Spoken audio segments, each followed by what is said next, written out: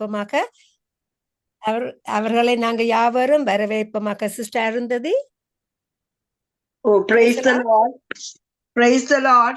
Praise the Lord. Praise the Lord, sister. வாருங்கள், வந்து கர்த்தருடைய வார்த்தை பகிர்ந்து கொள்ளுங்கள். God bless you. கர்த்தரும் உலக இரட்சகருமாகிய இயேசு கிறிஸ்துவின் நாமத்தில் உங்கள் அனைவரையும் வாழ்த்துகிறேன். சிஸ்டர், கேக்குதா சத்தம்? கேக்குது. லைட்டா தான் இருக்கு. என்னதும் லைட்டா தான் இருக்கு. ஆனா கேக்குது.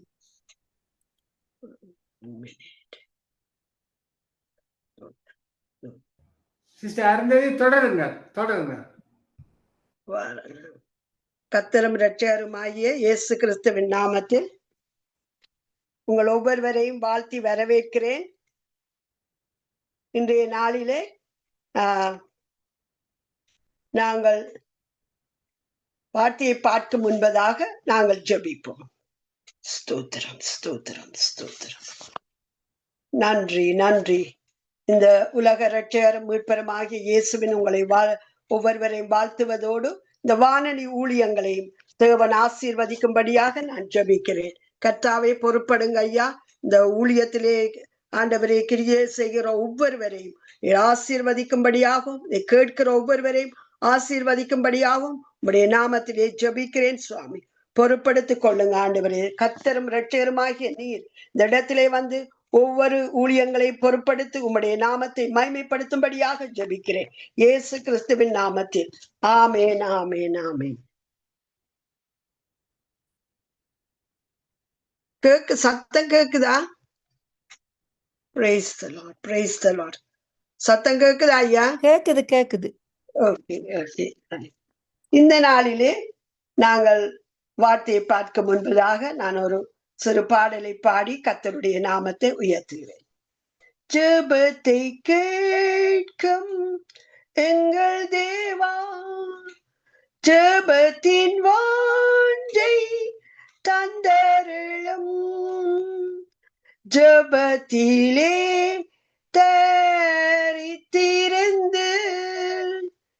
ஜெபத்தின் மேன்மை காண செய்யும். ஜெபமே ஜீவன், ஜெப ஜெயம், ஜீவியத்திற்கு அதுவே சட்டம். ஜெபமே ஜீவன், ஜெப ஜெயம், ஜீவியத்திற்கு அதுவே சட்டம். ஜெபத்தை கேட்கும் எங்கள் தேவா, ஜெபத்தின் வாஞ்சை தந்தருளும், ஜெபத்திலே தரித்திருந்து ஜெபத்தின் மேன்மை காண செய்யும். ஜெபத்தின் மேன்மை காண செய்யும். ஆமேன், ஆமேன். இன்றைய நாளிலே நாம் சில பேர் பேசுவதை நான் கேட்டிருக்கிறேன். தேவன் எல்லாவற்றையும் அறிந்தவர் தானே, ஆனபடியால் நாம் ஏன் அவரிடம் நாம் தேவைகளை கூறி ஜபிக்க வேண்டும் என்று சில பேர் சொல்வார்கள். சில பேர் சொல்வார்கள், பிதா அறிந்திருக்கிறார், அவர் இருதயத்தின் நினைவுகள் தோற்றங்களை எல்லாம் அறிந்தவர் தானே, ஆகவே நாங்கள் சொல்லும் முன்பதாக அவருக்கு எல்லாம் தெரியும், ஆகவே நாம் ஜபிக்க தேவையில்லை என்று சொல்லுகிறவர்களை நாங்கள் கேள்விப்பட்டிருக்கிறோம். ஆனால் ஆண்டவருடைய வார்த்தை என்ன சொல்லுகிறது? அவர் எவ்விதமாக எங்களை ஜபிக்க சொல்லுகிறார். நாங்கள் ஜபம் என்றால் என்ன? இந்த வேத புத்தகத்திலே இந்த ஜபத்தை குறித்து எவ்விதமாக தேவன் எழுதி வைத்திருக்கிறார் என்று பார்ப்போம். நாம் ஏன் ஜபிக்க வேண்டும்? ஜபம் தேவனுடன் பேசுகிறது தான் ஒரு ஜபம். அந்த ஜபத்தை நாம் எவ்வாறு செய்ய வேண்டும் என்று தேவன் எழுதியிருக்கிறதை குறித்து நாங்கள் தியானிப்போம். ஜபம் என்பது நம்மை ஆண்டவருக்கு ஒரு தெரியப்படுத்தும் ஒரு காரியம். அது மட்டுமல்ல, தேவனோடு நாங்கள் பேசுகிற ஒரு தியானம், அது டிவோஷன் என்று சொல்லலாம். அது மட்டுமல்ல, இந்த ஜெபம் செய்யும் போது மற்றவர்களுக்காக நாங்கள் பரிந்து மன்றாடுதல். இப்படியாக நாம ஜெபிக்கும் போது நாங்கள் அங்கே மற்றவர்களுக்காக செய்யும் ஒரு ஜெபத்துக்கூடாக நாங்கள் அதற்கூடாக பதிலை நாங்கள் பெற்றுக் கொள்ளுகிறோம். தேவனோடு பேசுவதுதான் ஜெபம். எங்களுடைய இருதயத்தில் உள்ளவற்றை தேவனுக்கு தெரியப்படுத்துவதுதான் ஜெபம். அதன் பலனாக நாங்கள் என்ன செய்கிறோம்? அனுதினமும் ஜெபிக்கும் பொழுது அவருடைய வல்லமையை நாங்கள் பெற்றுக் கொள்கிறோம். கர்த்தருடைய ஆவியானவர் எங்களுடைய இருதயத்தை நொறுக்குவதினாலும் ஜெபத்துக்கூடாக நாம் பிசாசின் கிரியைகளையும் ஜெயிக்க முடியும். அது மட்டுமல்லாமல் பரிசுத்த ஆவியினுடைய அபிஷேகத்தை கூட நாங்கள் பெற்றுக்கொள்ள கூடியதாக நாங்கள் அனுபவ வாயிலாக நாம் அநேகர் சொல்ல முடியும். ஆகவே ஜெபிக்கத்தான் நமக்கு அந்த ஜெபத்தை பற்றிய அருமையும் அதை நாங்கள் ஜெபிக்க வேண்டும் என்ற ஒரு கடமை உணர்வு நமக்கு வரும். அதால் ஜெபிப்பதால் கிடைக்கும் பலன் என்ன? நமக்கு அது சுகத்தையும் தருகிறது. Prayer brings health. ஆண்டவராகிய தேவன் அதை பற்றி இங்கே கூறுகிறார். நாங்கள் எப்படி ஜெபிக்க வேண்டும் என்று அவர் எத்தனையோ இடங்களிலே நம்முடைய வார்த்தை மூலமாக எழுதியிருக்கிறார். ஆகவே நாங்கள் மத்தேயு 6ஆம் அதிகாரம் 6ஆம் வசனத்தை பார்க்கும் போது அங்கே அவர் சொல்லுகிறார், சீஷரை பார்த்து சொல்லுகிறார், மாயக்காரரை போல் இருக்க வேண்டாம் என்று எச்சரிப்பு கொடுக்கிறார்.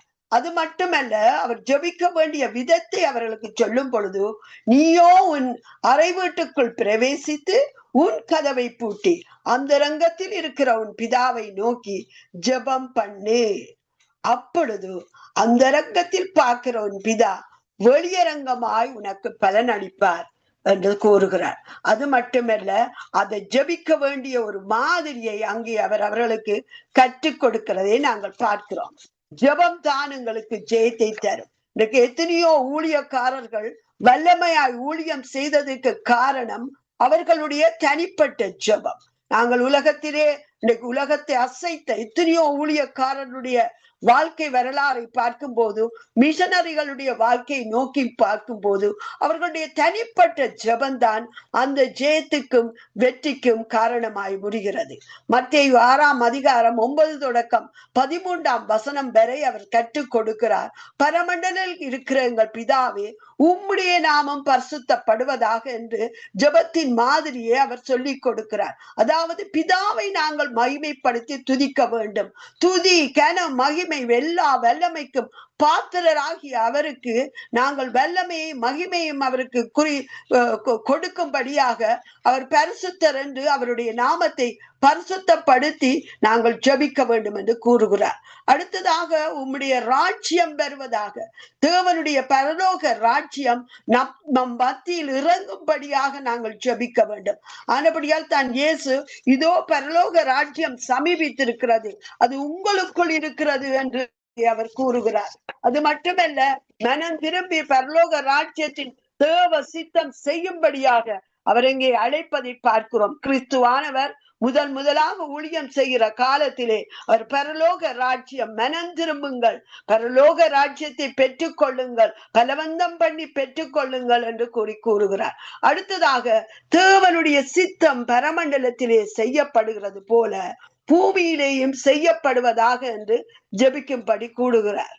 இதை கேட்கிற ஒவ்வொரு நாங்களும் நம்முடைய வாழ்க்கையிலே தேவ சித்தம் என்ன, ஆண்டவர் எங்களுக்கு வைத்திருக்கிற விருப்பம் என்ன, ஆண்டவர் என்ன காரியத்தை எங்களுடைய வாழ்க்கையிலே வைத்திருக்கிறார் என்று அறிவதற்கு, தேவனுடைய சித்தத்தை நாங்கள் பெற்றுக் கொள்வதற்கு, அவருடைய விருப்பத்தை நம்முடைய வாழ்க்கையில் நிறைவேற்றும்படியாக நாம் ஜெபிக்க வேண்டியது அவசியம் என்று கூறுகிறார். அடுத்து, நம்மை போஷித்து வழிநடத்திய இறைவனிடம் வேண்டிய ஆகாரத்தை இன்று எங்களுக்கு தாரும் என்று அவர் கூறுகிறார். மாம்ச பிரகாரமான ஆகாரம் மட்டுமல்ல, ஆவிக்குரிய பிரகாரமான ஆகாரத்தையும் அங்கே அவர் குறிப்பிடுவதை பார்க்கிறோம். அது மட்டுமல்ல, எங்கள் கடனாளிகளுக்கு நாங்கள் மன்னிக்கிறது போல எங்கள் கடன்களை எங்களுக்கு மன்னியும் என்று அங்கே அவர் கூறுகிறார்.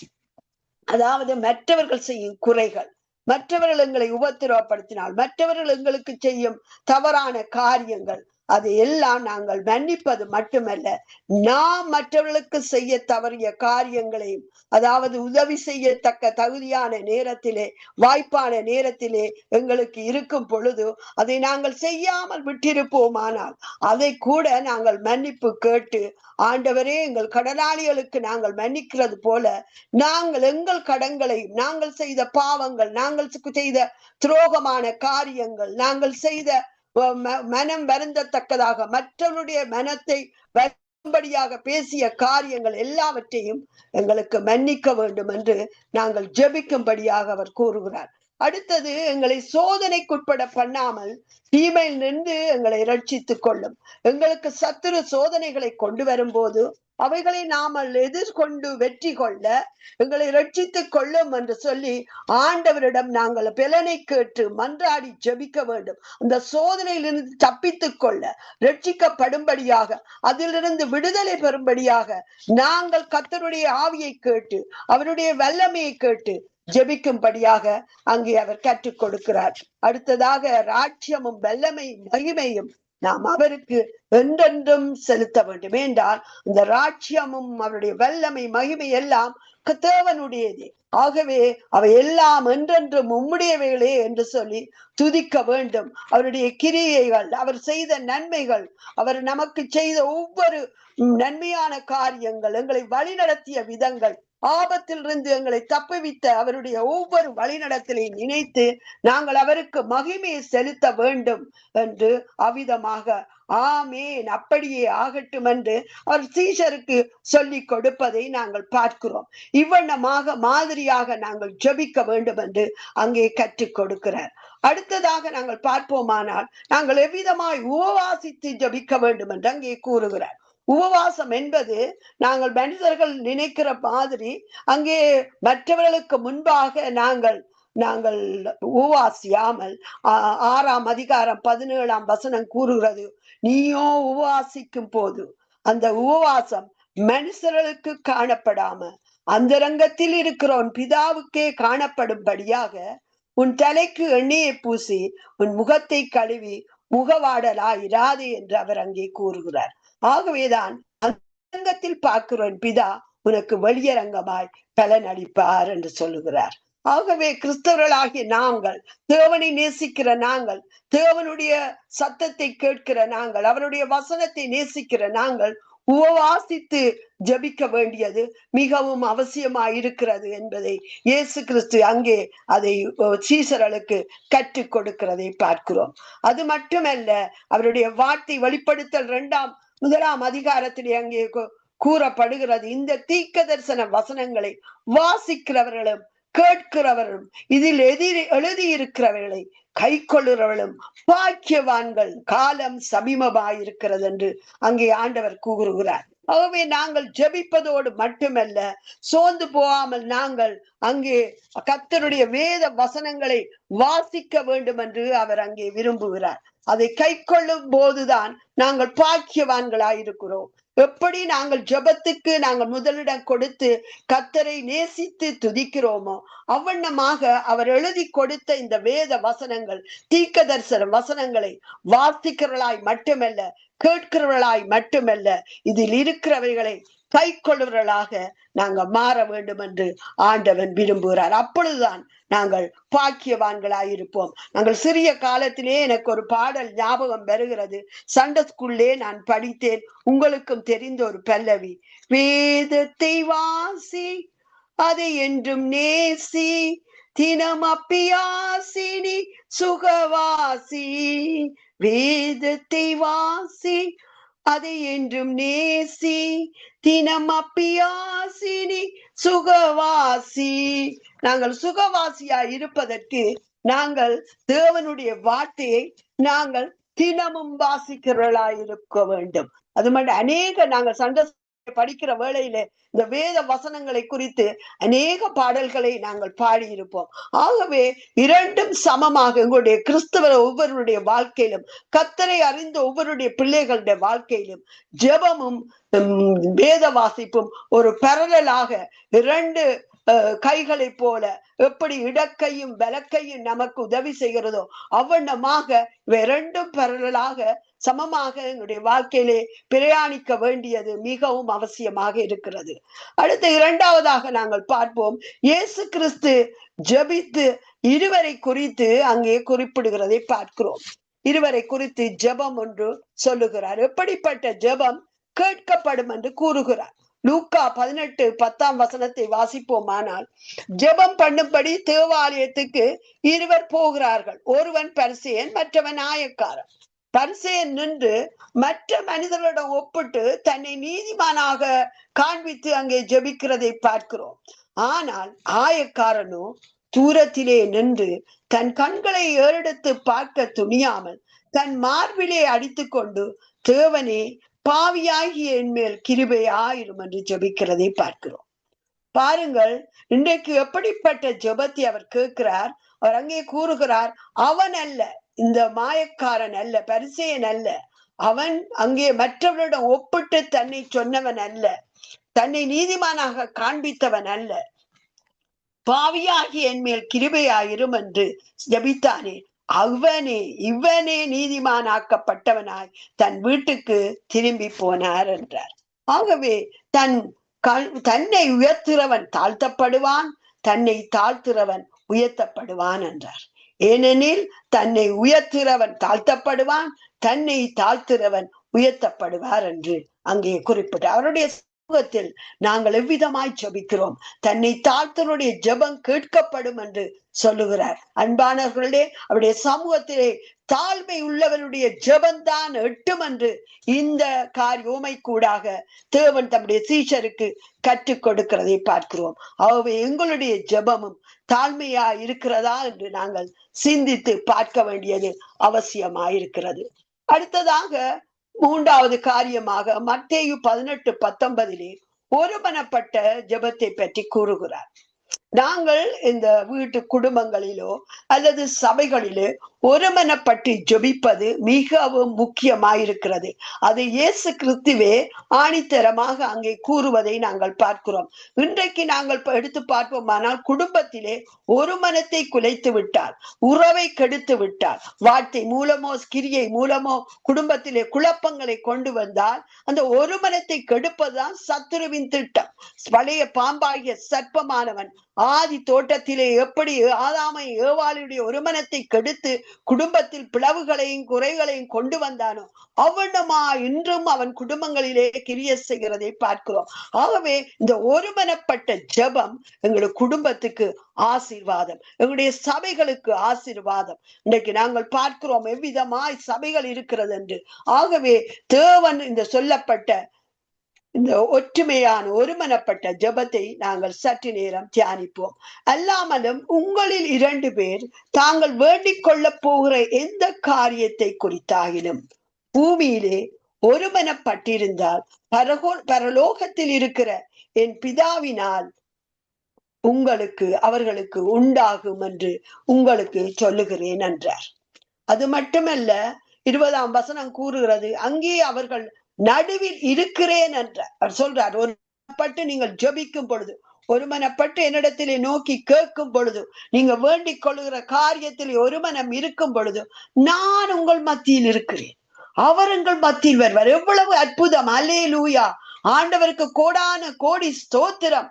நம்முடைய உள்ளத்தில் ஆழத்திலிருந்து நாங்கள் அவருக்கு நன்றி செலுத்துவோம். நாங்கள் ஒருமனப்பட்டு, கணவன் மனைவியோ பிள்ளைகள் பெற்றார் ஒருமனப்பட்டு ஜெபிக்கிற ஜெபத்திலே, ஊழியக்காரர் விசுவாசிகள் விசுவாச குடும்பங்கள் ஒருமனப்பட்டு ஜெபிக்கிற வேளையிலே, அந்த ஜெபத்தின் நடுவிலே அவர் அங்கே வாசம் பண்ண விரும்புகிறார். அந்த ஒருமனம் இருக்க வேண்டும் என்றால் நாங்கள் எங்களுடைய இருதயத்தை ஆராய்ந்து அவருடைய சமூகத்திலே ஒப்பு கொடுத்து அவரை நேசிக்கிற பிள்ளைகளாக இருக்க வேண்டும் என்பதே அவருடைய விருப்பம். ஆகவே ஜெபத்தில் ஒருமனம் இருக்க வேண்டும் என்று சொன்ன அவர் என்ன சொல்லுகிறார்? எங்கள் மத்தியிலே அவர் வருவார். ஆகவே நாங்கள் ஜெபமே ஜெயம். இந்த ஜெபத்தின் மூலமாக நாங்கள் ஜெயத்தை பெற்றுக் கொள்ளலாம். ஜெபத்தின் மூலமாக எங்களுடைய குடும்ப தேவைகள், என்ன குறைவுகள் இருந்தாலும், என்ன வியாதிகள் இருந்தாலும், என்ன பிரச்சனைகள் போராட்டங்கள் இருந்தாலும், இந்த ஒருமன ஜெபத்தின் மூலம் நாங்கள் வெற்றி எடுக்க முடியும், பிசாசை துரத்த முடியும். அவன் எங்களை விட்டு ஓடி போவான். நாங்கள் வார்த்தைக்கு கீழ்ப்படுகிற வேளையிலே பிசாசுக்கு எதிர்த்து நில்லுங்கள் என்று அவருடைய வார்த்தை சொல்லுகிறபடி அவன் எங்களை விட்டு ஓடி போவான். அடுத்ததாக 4ஆவதாக நாங்கள் பார்க்கிறோம், சோர்ந்து போகாமல் எப்பொழுதும் ஜெபம் பண்ண வேண்டும் என்பதை குறித்து அவர்களுக்கு ஒரு உவமையை அவர் சொல்லுகிறதை பார்க்கிறோம். லூக்கா 18ஆம் அதிகாரத்திலே அங்கே அவர் சொல்லுகிறார், தேவனுக்கு பயப்படாதவனும் மனுஷனை மரியாதவனுமாயிருந்த ஒரு நீதிபதி ஒரு விதவையின் குறித்து அங்கே ஒரு உவமையை கூறுகிறார். அந்த விதவையானவள் அவள் அவரிடத்திலே போய், எனக்கும் என் எதிராளிக்கு இருக்கிற காரியத்திலே எனக்கு நியாயம் செய்ய வேண்டும் என்று விண்ணப்பம் பண்ணினாள். விதவை என்னை எப்பொழுதும் தொந்தரவு செய்கின்றபடியால் இவள் வந்து என்னை அடிக்கடி வந்து என்னை அலட்டாதபடிக்கு இவளுக்கு நியாயம் செய்ய வேண்டும் என்று அந்த நீதிபதி தனக்குள்ளே சொல்லிக் கொண்டான் என்றார். இந்த உவமையிலே ஆண்டவர் என்னத்தை கூறுகிறார் என்றால், அப்படியே தேவன் தம்மை நோக்கி இரவும் பகலும் கூப்பிடுகிறவர்களாகிய தம்மால் தெரிந்து கொள்ளப்பட்டவர்களின் விஷயத்தில் அவர் நீடிய பொறுமையுள்ளவராயிருந்து அவர்களுக்கு நியாயம் செய்யாமல் இருப்பாரோ என்று சொல்லி கேட்கிறார். சீக்கிரத்திலே அவர்களுக்கு நியாயம் செய்வார் என்று 8ஆம் வசனத்திலே அங்கே அவர் கூறுகிறதை பார்க்கிறோம். ஆகவே அவர் ஒரு நீதியுள்ள நியாயாதிபதி, அவர் நீதியின் சூரியன். தம்முடைய ஜனங்கள் அல்லும் பகலும் தம்மை நோக்கி கூப்பிடும் பொழுது தம்முடைய பிள்ளைகளுடைய விஷயத்திலே, தெரிந்து கொள்ளப்பட்டவருடைய விஷயத்திலே அவர் கரிசனை உள்ளவராய் இருக்கிறார் என்று பார்க்கிறோம். அன்பானவர்களே, இன்றைக்கு வார்த்தையை கேட்கிற நாம் ஒவ்வொருவரும் எப்படி நாங்கள் ஜெபிக்கிறோம்? அல்லும் பகலும் அவரிடத்திலே நாங்கள் கூப்பிடுகிறோமா?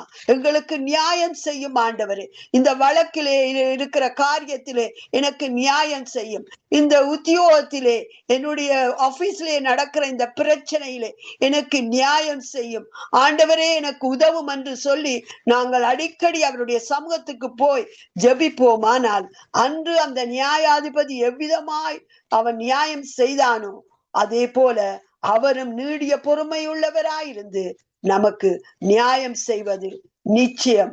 ஆகவே நாங்கள் பிரியமானவர்களே, ஒவ்வொருவரும் நம்முடைய ஜெப ஜீவியம் எவ்விதமாய் இருக்கிறது என்று நாங்கள் பார்க்க வேண்டியது அவசியமாயிருக்கிறது.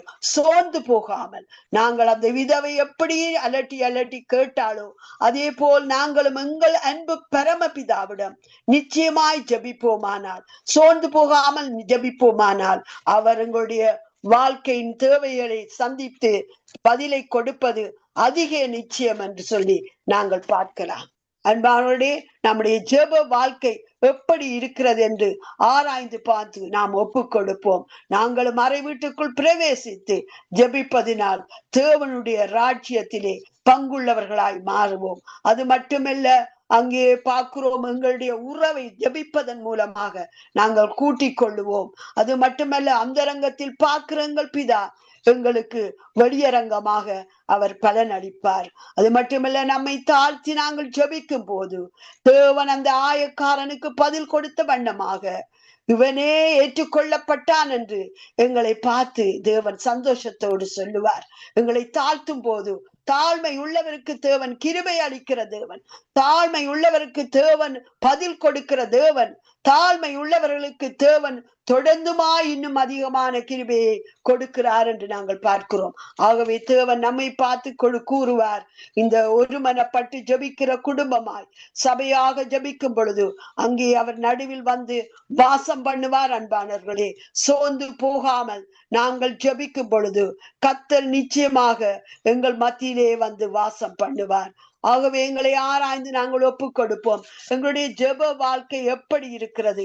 நாங்கள் கர்த்தருடைய பாதத்திலே எங்களுடைய வாழ்க்கையை நாங்கள் ஒப்பு கொடுத்து ஆராய்ந்து பார்க்கும் போது கர்த்தர் எங்களை ஆசீர்வதிப்பார். அது மட்டுமல்ல, வேத வாசனங்களை நாங்கள் வாசித்து தியானிக்கும் பொழுது, தேவனுடைய வார்த்தைக்கு நாங்கள் பயப்படும் பொழுது, நொறுங்குண்ட ஆவியோடு அவருடைய சமூகத்திலே ஜெபிக்கும் பொழுது கர்த்தர் நிச்சயமாய் எங்களுடைய ஜெபங்களுக்கு பதிலை கொடுப்பார். அன்று அறை வீட்டுக்குள்ளே பிரவேசித்து ஜெபியுங்கள் என்று சொன்ன ஆண்டவர் தம்முடைய சீஷருக்கு அந்த ஜெபத்தை கற்றுக் கொடுத்தது போல என்றும் உங்களை நோக்கி ஆண்டவர் இந்த வார்த்தை கூடாய் பேசுவாராக.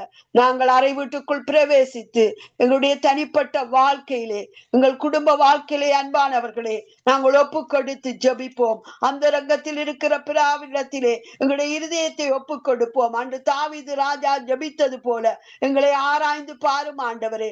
எங்களுடைய வாழ்க்கை உமக்கு முன்பாக நிர்வாணமாயிருக்கிறது ஐயா. ஆண்டவரே, உமக்கு மறைவானது ஒன்றுமில்லை. என் இருதயத்தை நான் ஒப்பு கொடுக்கிறேன், என்னுடைய வாழ்க்கையை ஒப்பு கொடுக்கிறேன். ஆண்டவரே, நான் பின்வாங்கி போயிருந்தேன், இன்று ஒரு தீர்மானம் எடுக்கிறேன். என் ஜெப வாழ்க்கையை நான் மறுபடியும் சீர்கட்ட விரும்புகிறேன். ஆண்டவரே, மறுபடியும் என் ஜெப வாழ்க்கையை நான் கட்டி எழுப்ப விரும்புகிறேன். கர்த்தாவே, அல்லும் பகலும் நோக்கி கூப்பிடுகிறேன், நான் உபவாசித்து ஜெபிக்க விரும்புகிறேன் என்று நீங்கள் தீர்மானிக்கும் பொழுது, ஒருமனப்பட்டு நீங்கள் ஜெபிக்கும் பொழுது உங்களுடைய தேவைகளை தேவன் நிச்சயமாய் சந்திப்பார். இன்றைய நாளிலே தீர்மானிக்கிற ஒவ்வொருவரையும் தேவன் ஆசீர்வதித்து பலப்படுத்துவார். அன்று ஆயக்காரனுக்கு பதில் கொடுத்த தேவன் நம்மை தாழ்த்தி நாங்கள் அவருடைய சமூகத்திலே ஆராய்ந்து ஜெபித்து ஒப்பு கொடுக்கும் பொழுது கர்த்தர் விதமாய் அவனை தேர்த்து கொண்டாரோ, இவனுடைய சத்தத்தை நான் கேட்டேன் என்று சொன்னாரோ, அவனமாய் அவரும் எங்களை பார்த்து, அவன் அல்ல இவனே எனக்கு தேவைப்பட்டவன், இவனுக்கு நான் பதில் கொடுக்க வேண்டும் என்று தேவன் இறங்கி வருவார். நிச்சயமாக இறங்கி வருவார். உங்களுடைய இருதயத்திலே தீர்மானிக்கும் பொழுது தேவன் உங்கள் ஒவ்வொருவரையும் ஆசீர்வதிப்பார் என்பது நிச்சயம். இந்த வேளையிலே புதிதாக கேட்கிற ஒவ்வொருவரும் கர்த்தருடைய சத்தத்துக்கென்று செவி கொடுத்து உங்களுடைய வாழ்க்கையை ஒப்பு கொடுங்கள்.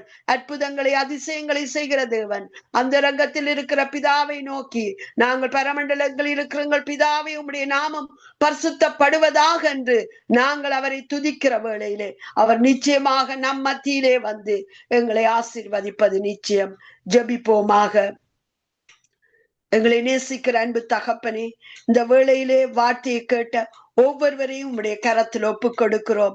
ஜெபம் என்றால் என்ன ஆண்டவரே? ஜெபம் நாங்கள் உம்மை நேசித்து ஆண்டவரே உம்மோடு பேசுவது. ஆண்டவரே, உம்மிடத்திலே எங்களை நாங்கள் ஒப்பு கொடுப்பது ஐயா. எங்களுடைய இருதயத்தில் இருப்பது எல்லாம் உம்முடைய சமூகத்திலே ஆண்டவரை ஊற்றி ஜெபிப்பது. கர்த்தாவை, அது மட்டுமல்ல, ஜெபத்தின் மூலமாக நாங்கள் உம்முடைய உன்னத வல்லமையை பெற்றுக்கொண்டு பரிசுத்த ஆவியின் அபிஷேகத்தை பெற்றுக்கொண்டு ஆண்டவரே இந்த ஜெப ஓட்டத்திலே நாங்கள் ஆண்டவரை ஓடத்தக்கதாக, மற்றவர்களுக்காக விண்ணப்பம் பண்ணத்தக்கதாக, ஆண்டவரே எங்களுடைய சபை மக்களுக்காக, நாங்கள் அறிந்தவர்களுக்காக, ஆண்டவரை கர்த்தரை அறியாத மற்ற ஜனங்களுக்காக, வியாதி படுக்கையில் இருக்கிற எங்களுடைய இனத்தவர்களுக்காக, ஆண்டவரே நாங்கள் ஒவ்வொருவருக்காகவும் மன்றாடத்தக்கதாக எங்களுக்கு ஆண்டவரே உம்முடைய ஜெப வாழ்க்கையை குறித்து சீஷர்களுக்கு எப்படி கற்றுக் கொடுத்தீரோ அதே போல இந்த நாளிலே எங்களுக்கு நீர் கற்று தந்தீரப்பா. அதற்காய் நன்றி செலுத்துகிறோம். எங்களுடைய இருதயத்தை உமக்கு முன்பாய் ஊற்றி ஜெபிக்கிறோம் அப்பா. ஆண்டவரே, யார் யார் உம்முடைய வார்த்தையை கேட்டு தங்களை தாழ்த்தி ஒப்பு கொடுக்கிறாரோ அவருடைய வாழ்க்கை என்று ஆசீர்வதிக்கப்படுவதாக, அவருடைய இருதயத்தின் வாஞ்சிகள் சந்திக்கப்படுவதாக, தேவைகள் சந்திக்கப்படுவதாக அப்பா. ஆண்டவரே, இந்த ஊழியத்தை செய்கிற இந்த வானொலி ஊழியக்காரர் ஒவ்வொருவரையும் உடைய கரத்துல நாங்கள் ஒப்பு கொடுக்கிறோம். அவருடைய வாஞ்சைகள் விருப்பங்கள் சந்திக்கப்படுவதாக. ஜெபத்திலே ஆண்டவரே தரித்திருந்து அவர்கள் ஜெபிக்கிற காரியங்கள் ஒவ்வொன்றும் உடைய சமூகத்திலிருந்து ஆமென்றும் ஆமென் என்று பதிலை கொடுப்பீராக. ஆண்டவரே, ஒவ்வொருவருக்கும் வேண்டிய சுகத்தையும் ஆரோக்கியத்தையும் பலத்தையும் கொடுத்து ஆசீர்வதிக்கும்படியாய் ஜெபிக்கிறேன். ஜெபத்தின் ஆண்டவரே நன்மைகளை கற்றுக்கொண்ட நாங்கள் அதை கடைபிடிக்கும்படியாக பரிசுத்த ஆவியானவரே எங்களுக்கு உதவி செய்வீராக. அதிலே நிலைத்திருக்கிற ஆவியை தருவீராக. உம்முடைய வேதத்தை வாசித்து தியானித்து ஆண்டவரே நாங்கள் ஆண்டவரே சுகவாசியாய் வாழ்க்கதாக எங்கள் ஒருவருக்கும் கொடுத்த இந்த வாழ்க்கைக்காய் துதிக்கிறோம் சுவாமி. உம்மை அறிகிற அறிவை அடையும்படி எங்களை தெரிந்தெடுத்தீரே, அழைத்தீரே, உடைய தூய ரத்தம் கொண்டு கழுவி சுத்திகரித்தீரப்பா. உமக்கு நன்றி செலுத்துகிறோம். எங்களை மறுபடியும் ஒவ்வொருவரையும் தாழ்த்தி ஆண்டவரே ஒப்பு கொடுத்து ஜெபிக்கிறேன். சகல துதி கனம் மகிமை யாவையும் கர்த்தராகிய இயேசு கிறிஸ்துவுக்கே செலுத்தி வல்லமை உள்ள இயேசு கிறிஸ்துவின் நாமத்தில் ஜெபித்து ஆசீர்வாதங்களை பெற்றுக் கொள்கிறோம் நல்ல பிதாவே. ஆமேன், ஆமேன், ஆமேன், ஆமேன். அருமையான வார்த்தைகளை பகிர்ந்து கொடுத்தீர்கள். ஆமேன். நான் கர்த்தருடைய பேசுவது, கர்த்தர் கொடுத்த அந்த வார்த்தைகளை கர்த்தர் மென்மேலாக ஒவ்வொருவருக்கும் ஆசீர்வாதமாக்கி கொடுத்தபடியா நான் நன்றி செலுத்துறேன். கர்த்தருடைய நாமத்தை உயர்த்தி உங்களையும் உங்களுடைய குடும்பத்தாரையும் ஆசீர்வதிக்கிறோம். வானொலி குடும்ப சார்பாகவும் வாழ்த்துகிறோம், ஆசீர்வதிக்கிறோம். ஆமென். ஜெபமே முக்கியம், ஜெபமே ஜெயம். கர்த்தருடைய பேசுவது தான் ஜெபம். தாழ்மையாக இருக்க வேணும், ஒருமனப்பட்டு ஜெபிக்க வேணும், அப்ப சோர்ந்து போகாமல் இருக்க வேணும். கர்த்தர் எவ்வளவு கருணை உள்ளவராக எங்களோடு இருக்கிறார் என்று கூறிய எங்களை அந்த வார்த்தை மூலமாக ஆசீர்வதிங்க sister. God bless you. Amen. Amen. Thank you. God bless you, sister. God bless you. Amen. God bless you again. Amen. இப்பொழுது நாங்க பாஸ்டர் ஞானப்பிராசம் அவர்களை வரவேற்போமாக. அவர்கள் Sister, பல இருந்து